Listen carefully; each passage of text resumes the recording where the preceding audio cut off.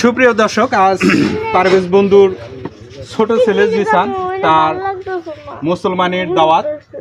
এই পাশে আছে জেহাদ, এটা হচ্ছে বড় ছেলে, আর এটা হচ্ছে ছোট ছেলে। সেই দাওয়াতে আমরা অংশগ্রহণ করছি। এই পাশে আছে ইমরুল হাসান ইমু। এখন ইমরুল হাসান ইমুকে আমি একটা প্রশ্ন করতে যাচ্ছি।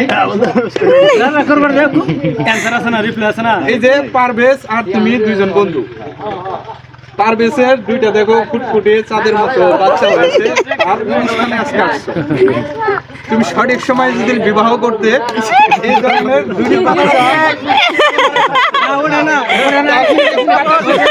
শেষ করবার তো কথা, ঠিক আছে?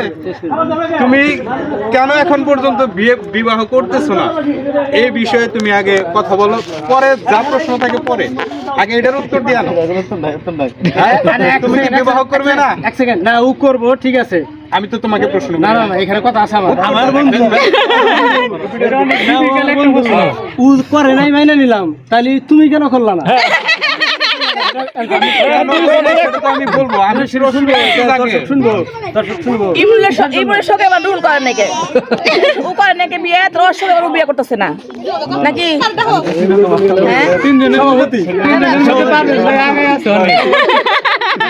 আচ্ছা, আমি বলে দিতেছি, চিরকুমার যে একটা সংগঠন আছে আমাদের এই এলাকায়, তার সভাপতি হচ্ছে রুহুল আমিন ডলার, সেক্রেটারি যে ইমরুল হাসান ইমু।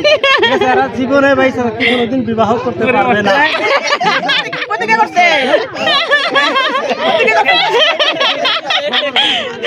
আমরা চিরকুমারের সংগঠনের সভাপতি এবং সেক্রেটারি। আপনারা যদি আমাদের সংগঠনে যোগ দিতে চান, যোগাযোগ করতে পারেন। ধন্যবাদ সকলকে।